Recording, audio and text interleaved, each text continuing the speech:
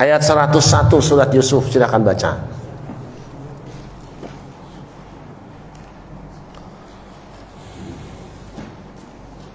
Dari ayat 100 dulu. Saya nggak baca ayatnya biar kepanjangan. Sok ayat 100 sampai 101 kita baca pelan-pelan supaya kedengaran semua. Ayat 100 sampai 101. Silakan. Dan dia menaikkan kedua orang tuanya ke atas singgasana. Stop. Bangga nggak punya anak kayak gini? Bayangkan kita nenek-nenek dengan kakek-kakek datang ke Jakarta, sama anaknya di pangku duduk di singgasana, bangga nggak? Bisa bikin anak kayak gini? Renungkan. Masya Allah. Padahal selama ini nggak diurus lah. Dari kecil tidak sempat rawat orang tua, tapi tetap berterima kasih ke orang tua mah. Sebab nggak akan ada kita tanpa mereka. Lanjut. Dan mereka semua tunduk bersujud kepadanya, yaitu pada Yusuf. Dan Yusuf berkata, wahai ayahku, inilah takwil mimpiku yang dahulu itu. Dan sesungguhnya Tuhanku telah menjadikannya kenyataan. Sesungguhnya Tuhanku telah berbuat baik kepadaku ketika Dia membebaskan aku dari penjara dan ketika membawa kamu dari dusun setelah setan merusak hubungan antara aku dengan saudara-saudaraku. Sungguh Tuhanku maha lembut terhadap apa yang Dia kehendaki. Sungguh Dia yang maha mengetahui, maha bijaksana. Nah, perhatikan ungkapan seorang raja yang sudah berada di puncak karir, di depan ayahnya tetap sebut bapak. Dia santun, pangku bapaknya, pangku ibunya. Masya Allah. Terus apa? Yang lain sujud pada Yusuf, saudara-saudaranya itu. Yaitu ra'aituhum li sajidin. Aku lihat mereka semuanya sujud padaku. Mimpinya itu. Setelah menyaksikan itu apa? Dilihat, bapak, ibu, bapak. Inilah arti dari mimpiku dulu. Sudah terbukti. Terus sungguh Allah telah berbuat baik padaku ketika mengeluarkan aku dari penjara. Satu ya. Yang kedua, Dia membawa bapak, ibu dan saudara saya ke sini dari kampung Al-Badwi, Badui. Badui itu Badui, kampung. Dari kampung datang sampai ke kota. Itu kehendak Allah. Dia senang.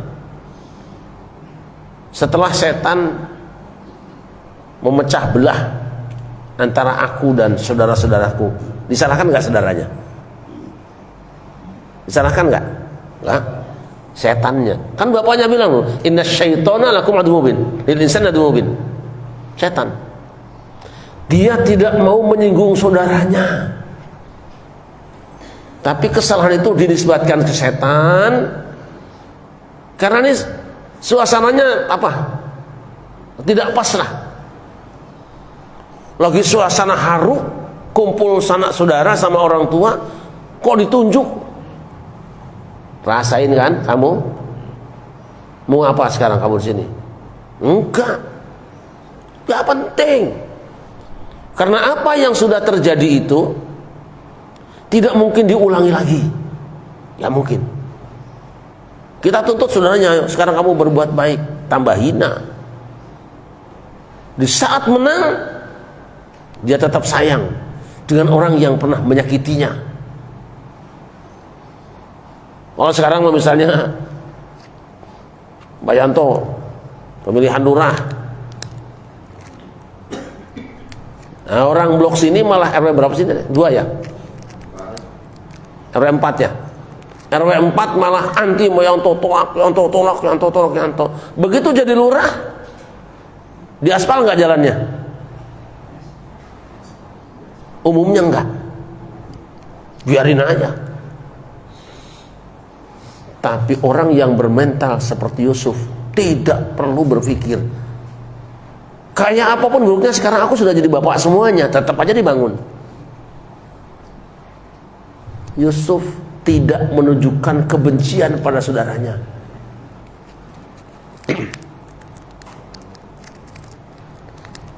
Terus inna rabbi latiful lima yasha. Tuhanku sangat halus bagi apa yang dia kehendakinya.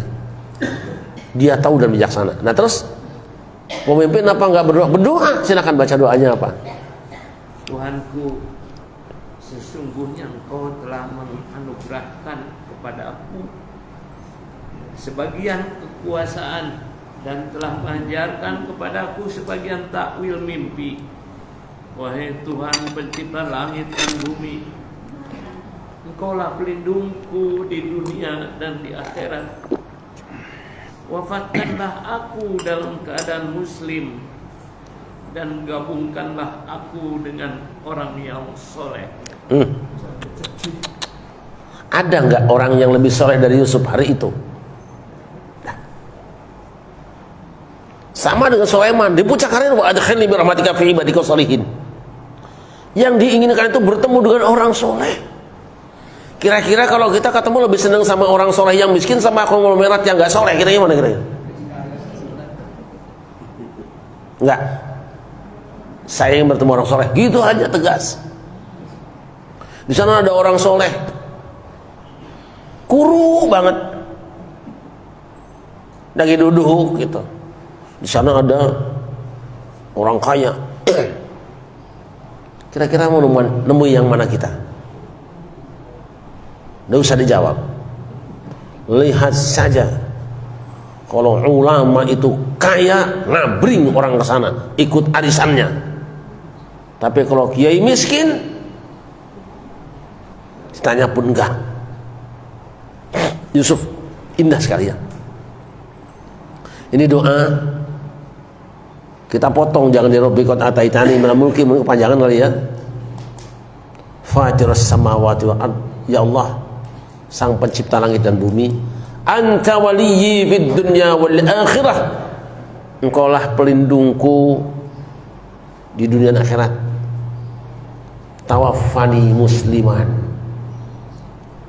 matikanlah aku dalam keadaan berserah diri padamu, walhiqni bis salihin, dan pertemukanlah aku dan gabungkan aku bersama orang-orang soleh.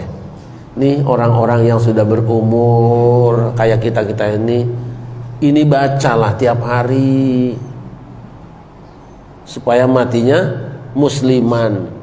Wala tamutunna illa wa antum muslimun. Sok baca tiap hari. Tapi daripada milih-milih, ini kan sudah ada di kitab Munajat, baca aja. Ini Bapak Ibu sekalian, apa yang kurang menarik dari kisah ini? Nanti baru kita akan potong yang tengah-tengahnya, kita retali tengah-tengahnya. Tapi inilah takwil ru'ya, apa? Takwil mimpi terbukti. Dihambat kayak apapun, kalau sudah rencana Allah, tidak ada yang bisa menggagalkan. Itu hanya riak-riak. Jadi jangan pernah kita kecewa dengan apapun yang terjadi. Kalau selama ini gampang kecewaan melulu, setelah membaca dan merenungkan kisah ini, jangan ada kecewa. Jangan ada kecewa. Ya, jangan ada kecewa. Yang dulu adanya kan kecowok sama kecewek. Tidak ada lagi. Nikmati saja hidup yang ada, sehingga saat kita dipanggil, jiwa kita tenang banget, dijemput oleh Allah, tenang. Ya ayyatuhan nafsul mutmainnah, irji'i ila rabbiki radiyatan mardiyah, fadkhuli fi ibadi wadkhuli jannati. Jiwa yang tenang tuh dipanggil.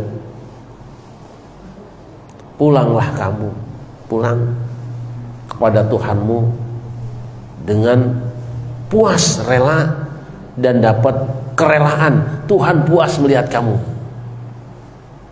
Kira-kira sekarang Allah puas nggak ngeliat kita? Gerutu melulu, kecewaan melulu, radiyatan mardiyah. Kita rela dengan apa yang diputuskan Allah untuk kita, sehingga Allah pun rela dengan sikap dan perilaku kita. Kalau sudah begitu, fadkhuli fi ibadi, bergabunglah kamu dalam rombongan ibadi, hamba-hambaku. Kalau sudah rombongan, tinggal masuk aja deh. Wadkhuli jannati, masuk surgaku. Mudah-mudahan kita semua diterima sebagai hamba-hamba Allah, dipantes-panteskan sebagai hamba-hamba Allah. Dengan cara apa? Sabar menerima apapun kebijakan Allah. Percayalah, apa yang terjadi dalam hidup kita semua sudah ada dalam rencana Allah. Ikuti rencananya, terima kebijakannya, insya Allah kita akan menerima keriduan dan penghargaannya.